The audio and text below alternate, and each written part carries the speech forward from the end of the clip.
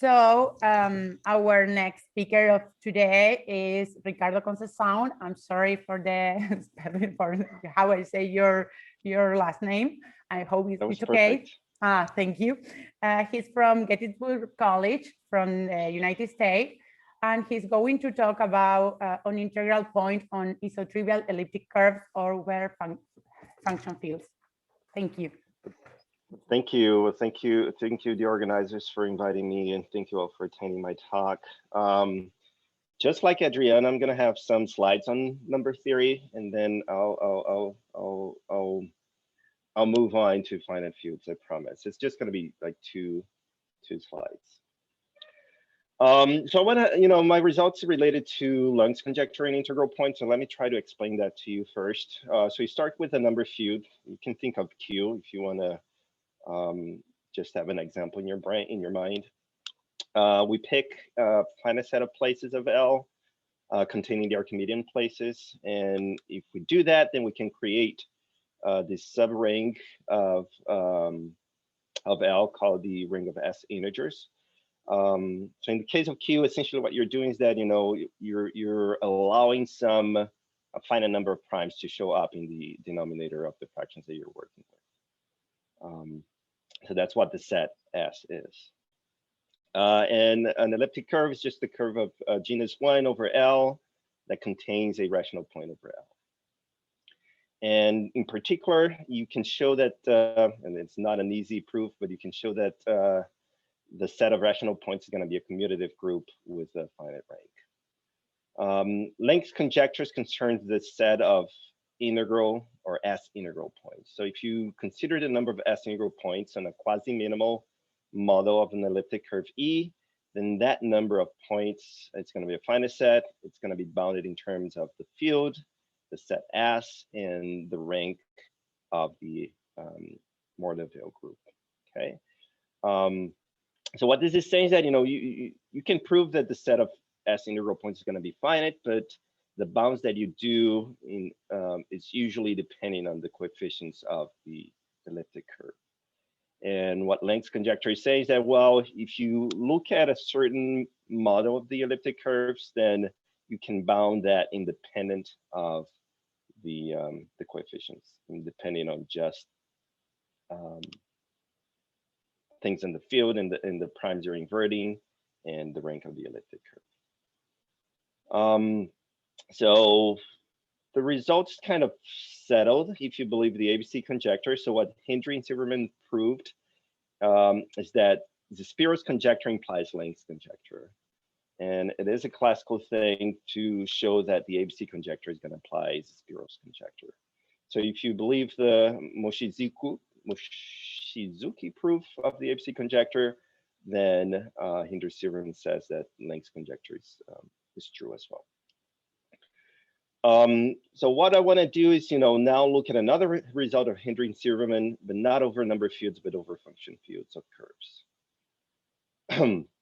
So if you pick a L, now a one-dimensional function field of characteristic 0 and genus G, again, you look at a finite number of places of this field, you construct the ring of integers, you pick a elliptic curve. In this case, we want the curve to be non-constant and also given by a quasi-minimal model. And non-constant for us, you can think of it as being, so you have this function field L, it's going to have a base field, let's say little k. To be non-constant, in some sense, to say that the coefficients are defined over L and not over this finite field, base field k. So under those conditions, you can bound the set of integral points in this way. So if the minimal discriminant is large, then you have this first bound here. If the minimal discriminant is small, and there is a precise definition for those, then you have the second bound here. But what you should notice in those two bounds is that they do not depend on the coefficients of the curve. They depend on S, the rank of the Mordell-Weil group, and the genus, okay? So if you're in the function field case of characteristic 0, then Hendry Silverman settles the length conjecture. So you can bound the number of S integral points with information on the set of invariable primes, the rank of the Mordeville group, and the genus of the field. So what I want to do is that I want to look at the exceptions for those two cases that we discussed. So in this function field case here, you have the characteristic to be 0, and you want the curve to be non-constant. So I want to talk to you about what happens if you have a constant elliptic curves in positive characteristic. So the setup is very similar. In this case, we pick a finite field K. We look at the function field of a curve over K of genus G greater or equal than 1. Again, you look at a set of places. So those are the primes that we want to invert and make this ring of integers. And as I said before, we take E to be an elliptic curve over this function field, but in fact, we actually want the coefficients to be over the finite field K. And just to be technical, if you have this constant elliptic curve, you take the fiber product and you have this new elliptic curve. So what you're saying here is that, although the coefficients are in K, you're considering this as an elliptic curve over L, sorry. And what I can prove is that if I look at the set of separable integral points, then this is going to be bounded in this way. The size is going to be bounded in this way. So in comparison to what length conjecture asks, this is a stronger bound because it doesn't depend on the rank of the Mordeville group. It just depends on the size of the primes you're inverting and the genus of the of your base field, of your function field. So let me try to describe a little bit or talk a little bit how the proof of this theorem goes. So what we do first is that we interpret the integral points as morphisms, as maps between curves. So you can think of your elliptic curve over a finite field K as given by a Weierstrass equation, so a planar equation. And you can sort of do the same thing for the function field of your curve. So you pick the two generators, S and T. And if you have a point, there are rational functions in S and T on this elliptic curve. So you can think of that as just defining a map from the curve C to the elliptic curve E. Okay, and this is going to be a map that is defined over K. It turns out that something stronger is true. So if you pick all maps or all the K maps from C to E, you can use the group structure on E to define a group structure on this set of morphisms. And it turns out that this set of morphisms is going to be isomorphic to the Mordeville group. Okay, so if I want to say something about rational points on constant elliptic curves over a function field, that is going to be equivalent to say something about the morphisms from C to E. They're defined over K. And under this isomorphism, the constant morphisms from C to E that I call here with the superscript 0. So that's going to be the same thing as the, this E sub 0 here is supposed to be E tilde. So it's the same thing as the rational points over the finite field of the elliptic curve. Okay, and as we know by the Haas-Veil theorem, this set is going to be bounded. The size of this set is going to be bounded by the size of the finite field. Okay, so in a way, so if we want to understand integral points, we can kind of disregard the constant morphisms and just focus on the non-constant ones. Another thing that is true is that, so if we're picking the point to be an integral point, all we're saying again is that we're allowing this rational functions f and g here to have poles in S. And you can represent that in terms of the morphism as saying that the map from C to E is going to have to satisfy this condition here. So if I look at the pre-image of the point of infinity of the elliptic curve, that's going to be contained in in the set of points of S.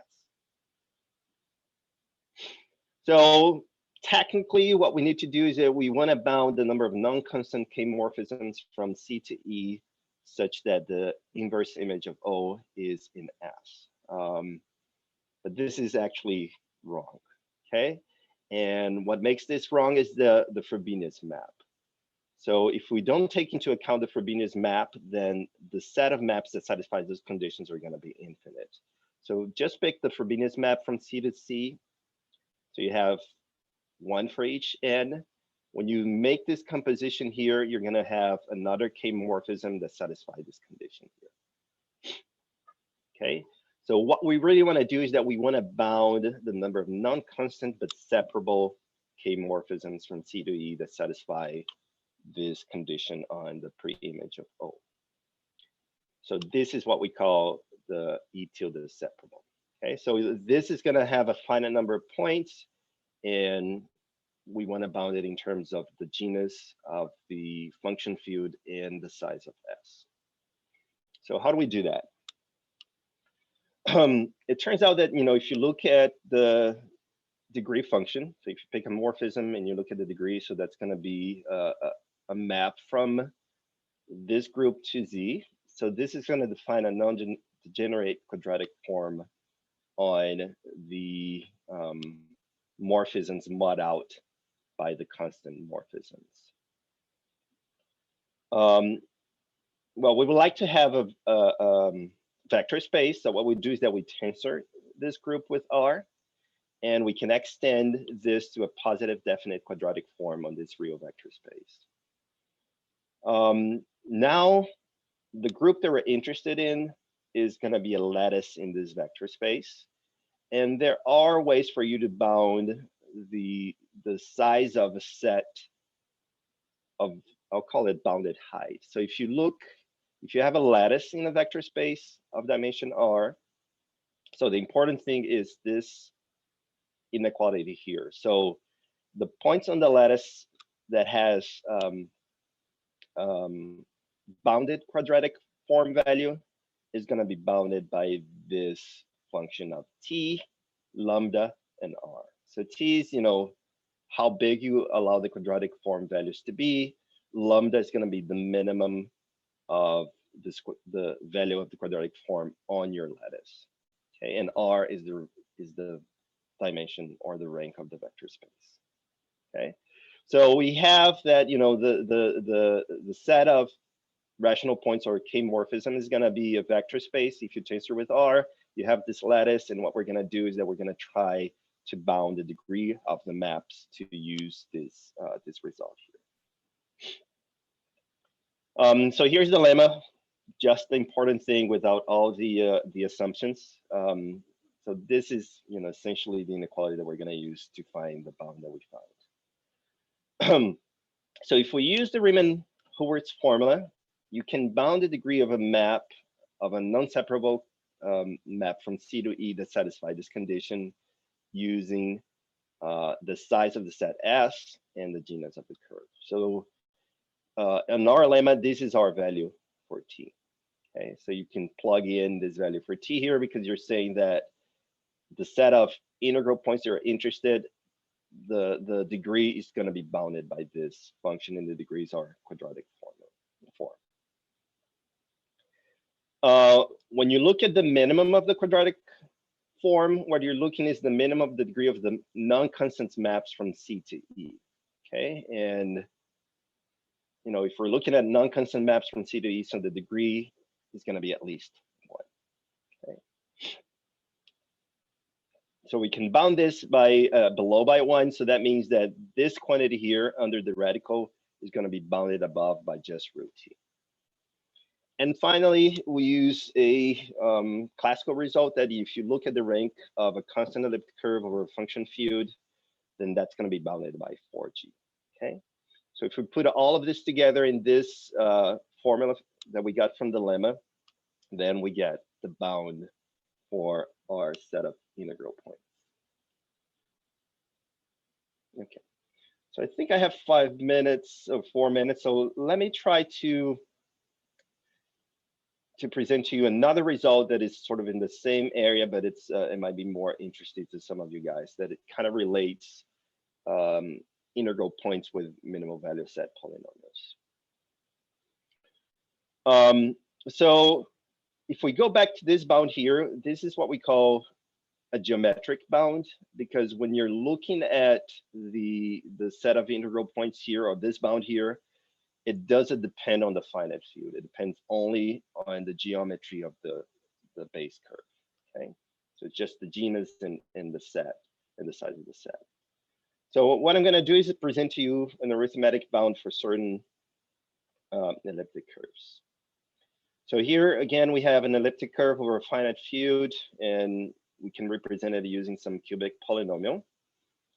We're going to pick a polynomial over T that is square free and of odd degree, and we're going to create this hyperelliptic curve, S square equals AT. We call it C sub A.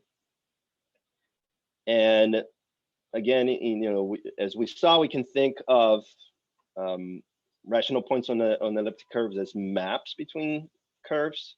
So if I look at the number of non-constant separable k-morphisms from this hyperelliptic curve to an elliptic curve, and that satisfy this condition here. So all we're saying here is that our set S has just one element, which is the prime, the point at infinity of the curve CA.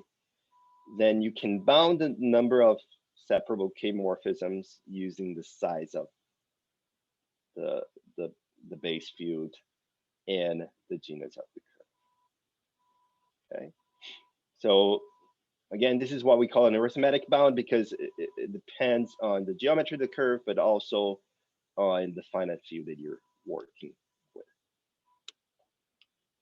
And the techniques that we use to prove this are sort of a little bit different from the ones that we use, but it also goes through computing the degrees, or a bound for the degrees of these maps. Okay. In this particular case, to prove this theorem, it's sort of equivalent to look at an associated elliptic curve. So you have this polynomial of AT, and what you do is that you put it as a coefficient of y squared. So now this is an elliptic curve over the polynomial ring over K. Okay.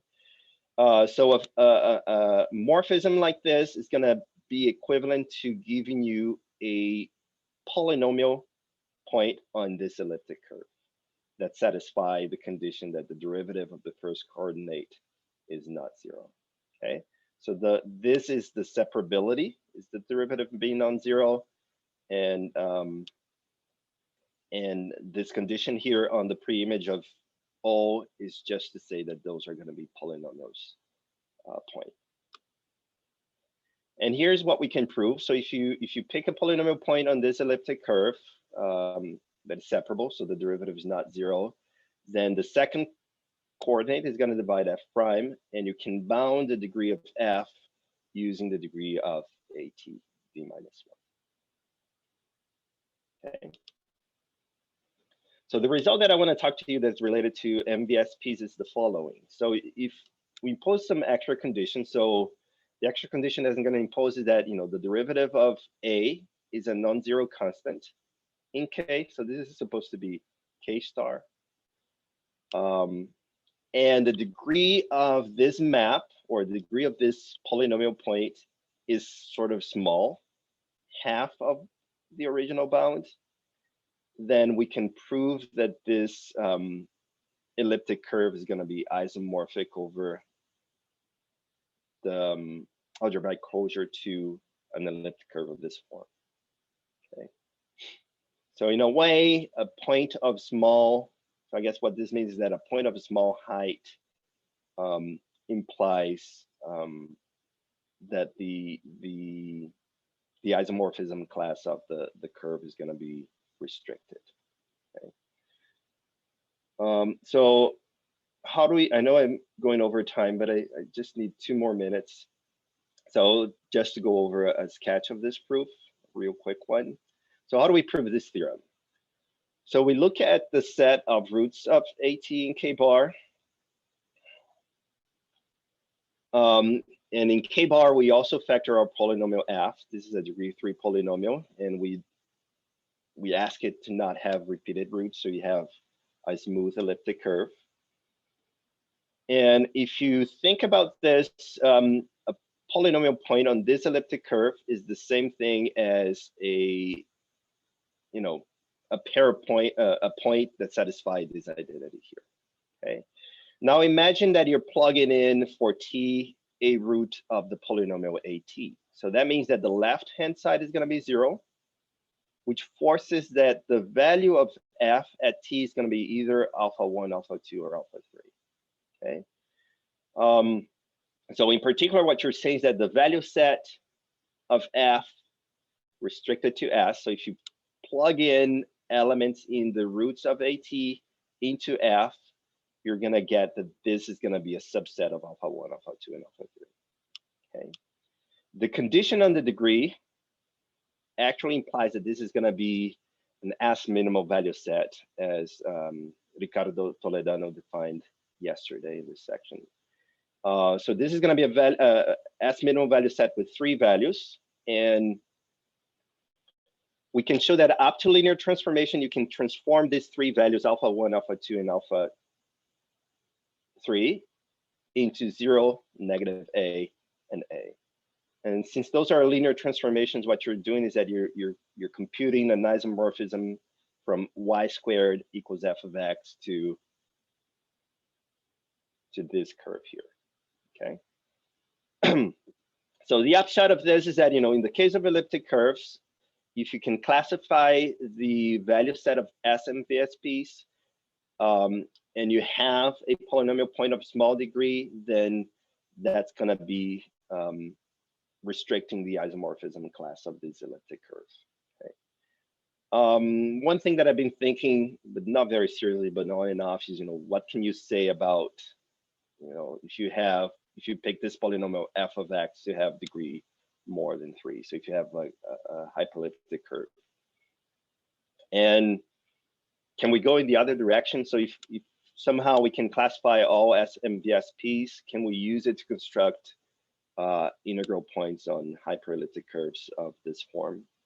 I would think that the answer is no in general, but it would be interesting to see if there are some constructions that would work. So that's all I had to say. Thank you.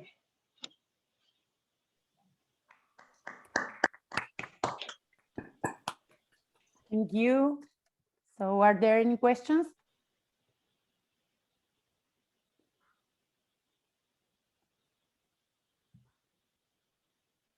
I actually have one, if yes, no one is going to ask first. About your first part, when you count the amount of integral points, you give this a bound that says that is, well, it's stronger because of the dependence. But do you have any specific example in which you can set how far away are this bound from the actual number? That's a good question. And the answer is no. So I haven't, yeah. And in the previous one, are there any? I don't think so. Okay. So I mean, in the classical case. Yes, the classical case. Those bounds are like very bad. I mean, this is like huge. So you have examples of no, it's very hard to construct elliptic curves with many integral points under these constraints. In a way, constructing elliptic curves with many integral points is sort of like constructing elliptic curves with high rank, and that's been like an open problem for like forever. So yeah, so these bounds are like really, really bad, and I would expect that this bound here is pretty bad as well. But yeah, from the top of my head, I don't have an example where where you get pretty close to it. Okay. Okay, thank you. Are there, well, I assume there's not. If you want to talk, just talk. Well, if there are no other questions, then let's thank Ricardo again. Thank you, guys.